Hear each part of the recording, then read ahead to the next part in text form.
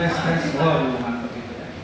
Semangat hidup Bapak Ibu, selamat datang, salam sejahtera. Terima kasih atas kehadiran Bapak Ibu. Kayak seperti session kita di kemarin ya, karena ini kelas ya, tapi apa Pak? Baik, hari ini saya kasih kepercayaan. Kebetulan kita ada materi perkuliahan, materi ada di sini, dan mata kuliahnya adalah teori dan aplikasi manajemen sumber daya manusia. Selamat datang Bapak Ibu. Enak nggak? Menarik ya sumber daya manusia. Menarik ya, karena sumber daya manusia adalah aset yang nggak pernah bisa dihitung secara perhitungan. Kalau orang keuangan bicara asetnya bicara bisa dikonversi dengan rupiah. Tapi kalau SDM banyak kasus kejadian SDM kita yang tidak diawai dalam mengelola berdampak kepada untuknya. Jadi itu perkenalkan saya biasa. Kebetulan ada dua dosennya atau pengampunya. Ini kebetulan Bapak Dr. Azrin, dia sudah cukup sekarang kita order ya. Ada tugas dari Bank Dunia, dari beberapa provinsi. Alhamdulillah Batam itu tidak terpakir, tidak terpilih. Malah yang terpilih siapa? Sumatera Selatan. Yaitu nanti di tanggal 1920 beliau memberikan datang ke sana mendampingi para pelaku Eropa dari kabupaten datang ke sana untuk mensosialisasikan apa sih karbon, apa sih komunitas. Ternyata di Sumatera Selatan hutannya masih banyak Bapak. Kenapa masih banyak? Itulah yang akan dijual. Kita tidak pernah bisa tahu bahwa udara nanti bisa dijual. Ini CO, apa produk kita. Sama seperti air dulu dijadikan barang tidak berharga, tapi sekarang menjadi komoditi yang berharga. Ya sekarang kita belum nyampe ke sana ya. Nanti bisa bayangkan kita beli air di udara di betul. Ya. Baik Bapak Ibu, berikut kita lanjutkan di sini. Siap?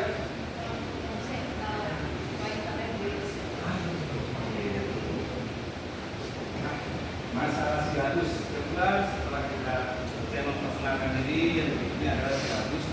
Jadwal perkuliahan kita ini dijalani selama 15 kali pertemuan ya. Pertemuan pertama kita tes, pertemuan terakhir final test. Nah, dan berikutnya penilaian ini absensi 15% dan lain-lainnya semua total 100%. Jadi kita kayak pemain bola, ada skornya terpampang ya, 1-0, 3-0, poinnya udah langsung on track ya. Jadi kalau pertandingan kita tahu siapa yang bakal menangnya terkawan, sebenarnya pasti itu udah kelihatan ya. Nah berikutnya adalah timetable ini kebetulan ini waktu pertemuan pertama kedua itu di bulan Ramadan ya. Jadi kita menggeser jadwal ini menjadi jam siang yang seharusnya dilaksanakan jam 7 malam. Ya. Jadi ini sudah resmi dari kampus bahwa pada pertemuan pertama yang sekarang ini kita adalah pendahuluan perkenalan yang berikutnya nanti kita akan masuk pada isu-isu strategis manajemen sumber daya manusia yang terdiri dari globalisasi, IT, corporate dan sosial entrepreneur. Oh ya, itu sekarang lagi ngetren. Nah yang berikutnya lagi adalah tentang historical selanjutnya sejarah sumber daya manusia. Pertemuan keempat kita libur ya, lebaran Idul Fitri, libur, dan pertemuan kelima baru kita masuk kembali ke jam yang sudah kita lakukan, jamnya jam 19. Nah di pertemuan ke-6 kita akan membahas tentang globalisasi. Subsumnya adalah dasar dan spesifikasi serta pengadaan sumber. Dan berikutnya pada pertemuan ke-7 kita membahas tentang training dan politik. Ya.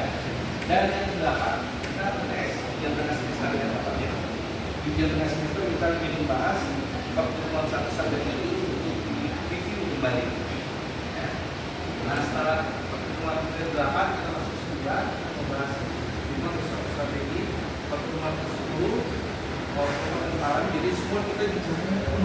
SDM ya, guru SDM, dan seterusnya sampai pertemuan ke 11 kita analisa dan deteksi 12, 13, 14, 15 dan yang terakhir. Nah ini nanti kita lebih pada studi kasus ya, luas. Jadi Bapak Ibu kalau punya case kita akan serahkan ini kan dari chapter 1 sampai chapter 15 memilih judul yang berkaitan yang Bapak Ibu bisa lihat di dalam tempat Bapak Ibu bekerja, dikaitkan ya. Isu-isunya apa sih Bapak Ibu? Boleh saya bertanya seperti Ibu misalnya? Nah boleh.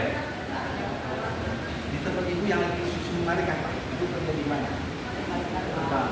Nah saya juga hal yang menarik untuk memahami ini apa sih yang bisa dilihat Bapak Ibu?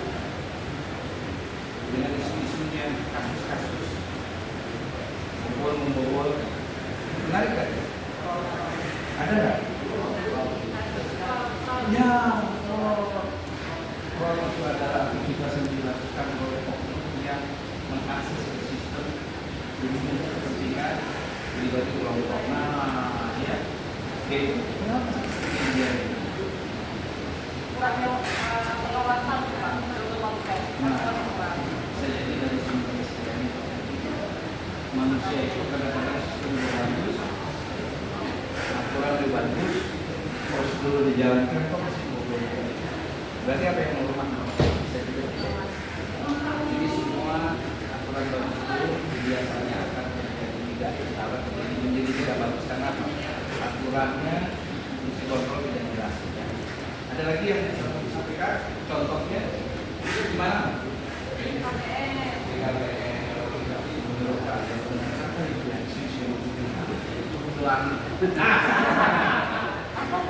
Isu-isu misalnya di daerah sini stunting atau kebiasaan atau kali muda misalnya Ya, sebenarnya isu stunting juga nyambungnya ke banyak apa ya Pak? Karena dari dulu ya Pak, dari dulu bagaimana cara pengantinnya, bagaimana dia menyiapkan kehidupan berkeluarganya, secara kesehatan reproduksi dan juga mentalnya. Tadi Bapak sampaikan kami muda ya, kami usia anak memang di beberapa kabupaten di Bogor memang itu masih terjadi dan kalau yang kalau dari hasil penelitian ya dikhawatirkan itu juga salah satu penyumbang terbesar gitu untuk kasus masalah kekerasan. Jadi itu karena berkaitan dengan sosial masyarakat ini. Kita Masalahnya mungkin nanti Pak Indra Pak. Ya. Nyambung ya, dari sini ya Pak. ya, jadi isu-isu tentang Pengadilan. pengadilan, Ya, ada pengadilan. lengkap ya. Jadi nggak percuma ya. Pengalamannya Bu ya bagi-bagi. Ya. Jadi kalau cerita tentang perkawinan atau itu menarik ya. Ya, baik Bapak Ibu ya, ini salah satu contoh pertanyaan kalau kita bisa kalau dunia pendidikan ada nggak? Kayak kami di kampus ya tiga. Ada dua pilihan ketika kita mencapai target kita harus menyekolahkan menjadi doktor S3 dengan jangka waktu yang cukup lama, biaya tinggi, ada risiko nggak lulus atau lambat, atau nggak pusing nggak susah pro hire langsung direkrut yang sudah jadi dari luar dengan membuka lamaran langsung, tapi tidak membuka kesempatan untuk orang dalam. Pilihlah, Bapak Ibu bisa memilih, bayangkan. Dan rata-rata ketika kampus itu cepat, dia akan pro hire ya. Pro hire. Pertanyaannya pro hire itu profesional yang ketika berdiskusi pada gaji kita ada kurikulum. Warga kita pemain bola transfer semakin jago. Sekarang yang pindah ke Real Madrid siapa? Mbappe. Udah pindah Mbappe transfer gila ya. Ya itu salah satu bahwa kalau orang itu punya nilai B yang bagus. Kayak Pak Dr. Azrin ini. Pak Dr. Azrin itu B ini nilai personality yang di dalam apa membuat dalam manajemen keuangan, beliau itu sudah grade-nya dikatakan bisa mewakili Indonesia untuk kemarin beliau ikut juga di Bali berkenaan dengan mangrove. Jadi karbon dari produk ini bisa kita bayarkan. Mangrove itu bisa kita ambil mungkin uapnya, udaranya dibungkus, dikemas, dijual. Belum pernah kita. Jadi nanti di Sumatera Selatan di Palembang beda mungkin bukan gunungan. Jadi namanya O2 atau CO2-nya ya itu beda. Bayangkan kita sebetulnya negara yang paling kaya dengan sumber daya alam. Baru sadar kita bahwa ketika Elon Musk datang di Bali kemarin ngintip di Kalimantan itu hutannya itu kalau di Kalimantan hutan itu bisa membiayai, makanya secara geopolitikal ya sempat Menteri Pertahanan bicara bahwa Indonesia itu perangnya bukan perang secara fisik tapi perang infrastruktural, bahwa Indonesia itu adalah negara dengan sumber daya alam terbanyak. Nah kayak kira-kira negara lain iri nggak mau nggak investor datang dari manapun tertarik dengan Indonesia. Tapi ada yang disayangkan cuma sumber daya alamnya aja mikro. Kasus PT Timah juga kemarin 2001 menjadi 300 T kan berkembang. Ya, jadi sebetulnya kita tidak miskin, tapi kita miskin dalam pengelolaan. Makanya orang-orang Indonesia, diaspora kita orang Indonesia seharusnya bisa membangun Indonesia. Seperti di Singapura, di Kuala dulu ketika menjadi Perdana Menteri dia memanggil orang-orang Indonesia ya, diaspora kita ya, panggil ya untuk berkontribusi bisa membangun ya, bisa membangun daerahnya, negaranya. Di kita kira-kira adanya yang mau balik diaspora. Saya mau tanya, ada yang balik dikasih posisi untuk berkontribusi di struktur pemerintahan, dia memberikan mempunyai nilai yang baik. Malah orang politik yang banyak yang disampaikan nanti saya tangkap. Ya baik Bapak Ibu, ada pertanyaan lagi sampai pertemuan 17 silakan sudah oke. Ada yang mau disampaikan misalnya pertemuan kita, oh ya bukunya satu lagi nih belum. Nah kita punya referensi buku ya. Keren nih bukunya. Jadi kita boleh pakai buku asing. Ada 1, 2, 3, 4, 5, 6, dan jangan salah judulnya saya punya bukunya. Judulnya saya punya. Ini saya masukkan saya punya. Karena saya pesan bukunya itu tidak di mana, tidak di toko buku. Jadi ada importir di Jakarta. Pesan edisi sekian masuk ke Indonesia kalau bisa dapat ini. Jadi salah satu koleksi. Nah yang berikutnya untuk terjemahan ada William Besler. Terjemahan ada. Terus sampai kepada buku terapan. Jadi yang terakhir saya juga punya agak sedikit ada nomor 15 ya. Buku chapter tulis. Bukunya tentang PSDM. Perusahaan nanti aja beli bukunya ya. Jadi kalau pas tesis saja, karena pas tesis itu ada definisi di keuangan juga ada, juga di keuangan, kantor juga ada ya. Oke, ya kira-kira seperti itu Bapak Ibu. Nah kita masuk sekarang ke pertemuan tentang teori dan globalisasi. Masih menarik ya. Jadi acara kita sekarang kita masuknya berikutnya tentang globalisasi dan IT. Digital transformasi digital. Apa yang Bapak Ibu ketahui tentang transformasi digital? Tukang sayur Bapak Ibu di tempat saya beli sayur harganya 5.000 zaman dulu uangnya cash and carry. Sekarang kasih level OS ya, sombong juga. Apa itu pakai ini saya? Iris ya. Iris. Apa itu? Iris ya. Kalau itu ya. Iris ya. Ada gelombangnya. Bapak itu bayar tidak sih? Dilakukan. Biayanya 5.000 7.000 sayur sama cabai. Ya, jadi artinya apa? Semua akan ambil uang rupiah juga. Kira-kira bapak ibu sekarang saya punya uang di dompet 20.000 beli barang, bisa nggak pakai uang cash? Bisa. Ada FBG Pak. Ada sambelnya juga Pak. Bahkan nggak ada kartu ATM di dekat mesin ATM, ini keluar duit. Artinya teori dulu mengatakan uang itu ada N1, N2, N3, sekarang apa? Sudah tidak ada. N1 kan bentuknya cash, N2 uang di tabungan, ATM. Sekarang sudah ada. Jadi perubahan yang kita teknologi, ya. Jadi ini tidak bisa kita pungkiri teknologi digital merubah semua sektor.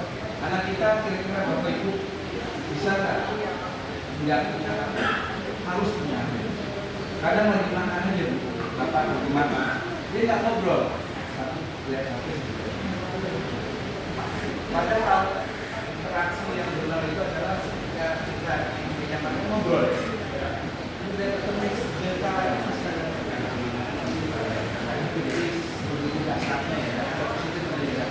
baik Bapak Ibu, lanjut kita ke berikutnya. Nah, apa kaitannya dengan organisasi? Jadi teknologi dikaitkan dengan organisasi. Ketika kita bekerja, semua serba working, inovasi dan agile. Jadi semua teknologi itu mungkin kayak Bapak Pak ya. Kalau dulu orang nikah pakai nikah sensi tadi baru ya. Sekarang pakai nikah kan? Pakai kartu digital mungkin karena banyak kasus penggerbekan membuktikan bahwa itu pasar solusi. Ini belum pasar. Ya mungkin kayak gitu Pak ya. KTP sekarang KTP Jakarta ada nggak nyetak nanti juga kan? Beda kalau kita misalnya di bandara pakai kartu KTP Jakarta karena sudah IT kita menjadi menunjukkan di Batak itu belum Jakarta sudah belum ya kartu itu ya Jakarta sudah kota-kota besar Bandung sudah jadi begitu dasarnya semua teknologi dalam organisasi ya. Nah yang berikutnya adalah apa kaitannya organisasi dengan manusia? Kira-kira dengan cepatnya teknologi manusia tetap ya bisa mengimbangi. Kalau anak milenial lebih, kalau dunia kita agak hadir anak ya terlambat setengah wajib ya kalau milenial bohong nggak jago, nggak tapi nggak piawai, nggak bohong. Malah jagoan mereka itu ayah Allah nggak tahu ya. Jadi di dalam organisasi SD juga harus disiapkan dengan cepatnya pertumbuhan kemajuan teknologi. Ya. Apa dampaknya? Yang tua-tua yang tidak bisa mengikuti kemajuan teknologi disuruh apa ya? Mengapa menggunakannya? Mengapa bisa berkomunikasi? Ya itu lebih mahal dari yang muda seperti ya. Jadi apa sih strategi berikutnya? Oke, yang tadi sudah ada pertanyaan berkenaan dengan SDM yang berkaitan dengan teknologi di dalam sebuah organisasi. Ada yang ditanyakan, jadi sepakat nggak kalau SDM itu manusia mengikuti teknologi? Nanti ada yang nggak sepakat dengan teknologi? Ya. Iya, efisiensi. Kalau dulu kita mengambil buah ketemu yang namanya teror, sakit ya. Iya. Ada nantinya selesai. Kalau bisa lama-lamain, iya. Kalau kita lama-lamain, iya. Kalau bisa lama-lamain itu ya bapak ada yang lain nanti. Kita pak. Tapi sekarang enggak pak ya. Teror diganti nama ITM, SIM. Jadi namanya SIM. Terus kita mau buka tabungan, dulu ketemu customer service, ya. Sekarang bisa online. Iya. Satu bisa dikirim ke rumah lagi. Pengajuan kirim bisa sekarang kan? Iya. Nggak perlu ketemu orangnya. Jadi apa dampak negatifnya? Pengurangan fisik manusia. Jadi tadinya bisa memilih kerjaan 2 orang, jadi punya 1 orang. Itu yang negatif. Tapi kita bukan bagian buahnya ini harus berhenti. Buahnya dialokasikan, dipindahkan dan dibina dan dikelola. Tugas berat kita di dalam organisasi adalah yang mengelola membina 2 orang. Apapun alasannya, manusia itu adalah aset yang tidak boleh dibiarkan seperti barang. Manusia unik.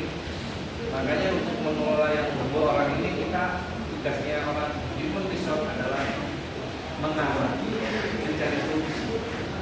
Tapi apapun solusinya biasanya adalah yang paling gampang. Pabrik bata, solusi, udah inovasinya bagus, nggak ada salah. Renal Kasari profesor bilang pabrik bagus, semua bagus, tapi tidak efisien. Apa yang dilakukan oleh direktur? Tutup pabriknya, ikat, dan ya, tutup di Purwakarta, tutup. Datangnya PHK. Manajemen gak ada yang salah, teknologi bagus, modelnya bagus, tapi kok masih tergerus oleh yang dikatakan tadi persaingan bisnis yang juga kalah sama impor ya. Itu gara-gara apa? Gara-gara akibat derasnya impor persaingan bisnis barang-barang masuk. Ya. Itu contoh yang real ya. Ada lagi yang mau ditanya Bapak Ibu? Saya kira sudah ya.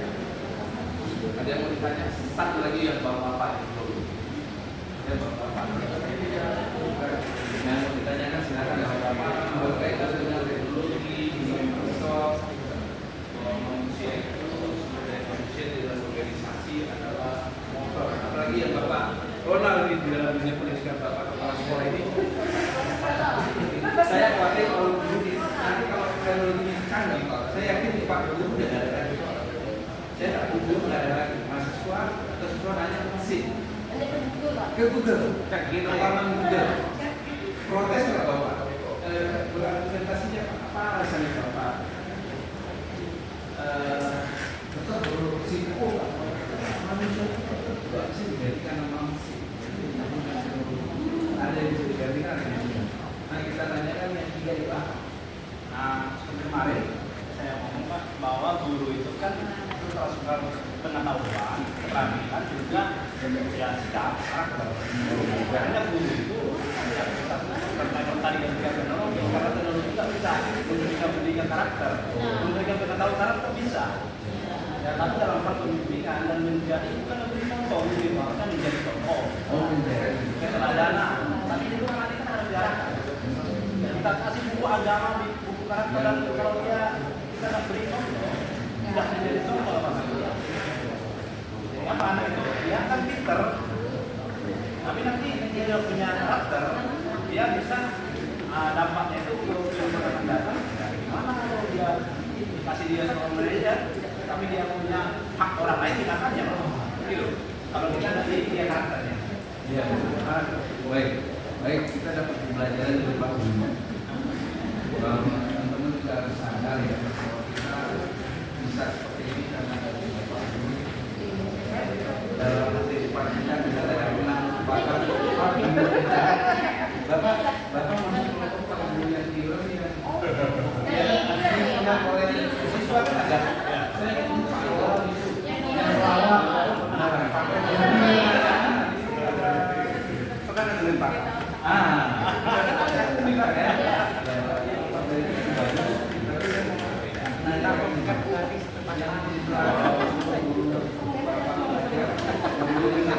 Biar orang Batak harus tahu juga Bapak Kasih.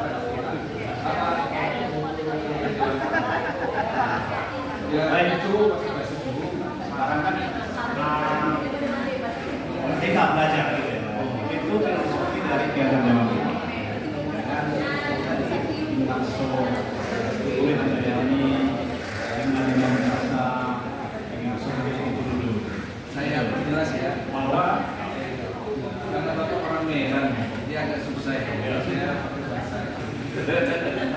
Ngaso sentuh dulu. Ngaso.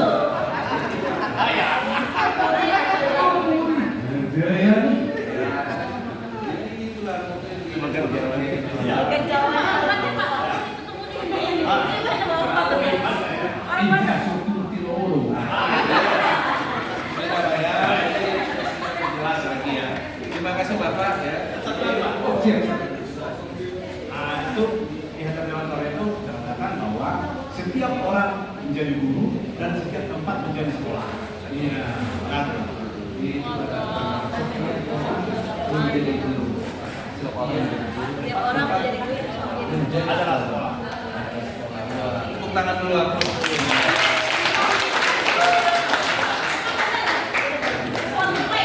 Saya dari pelajaran baru Iya karena di filosofi. saya itu belajar sendiri juga dari Saya berharap nanti di Indonesia Marwan tidak jauh dari Bapak yang tadi membangun karakter. Dan sekolah itu harus dengan tangan siswa. Jadi teringat kalau kita saya pernah melihat oleh Bapak ketika dia tidak tercapai membuka pintu dia hormat itu dia pergi yang baru masuk hormat lagi. Kalau kita ada sebuah itu kalau mereka terima kasih jadi karakter yang dibangun adalah orang. Harapan kita di mata kuliah ini mungkin harus bagus. Kalau knowledge itu bisa dilatih, pelatihan itu bisa diperlukan dan bisa terasa. Apalagi kalau manusia karakter di dalam batu es batu itu dikali dalam sana menjadi tantangan kita yang para pelaku pengelola sumber daya manusia. Ya, gitu baik Bapak Ibu, karena waktunya sudah habis. Terima kasih ya sudah berkenan berinteraksi dalam mata kuliah dari manajemen sumber daya manusia di semester 1A. Saya bangga kelas ini ada berapa orang sih? 30. Kalau orang masuk 30 keluar 30. Masuknya berbarengan, keluarnya yang hebat bukan saya pribadi, bukan ibu sendiri, bukan bapak sendiri, tapi yang hebat bagaimana tim kita membangun dan kita bisa secara bersama-sama selesai menjadi kebanggaan, menjadi saya pun bangga, bapak ibu pun akan happy ketika bersama bareng manusia. Ya baik, amin ya.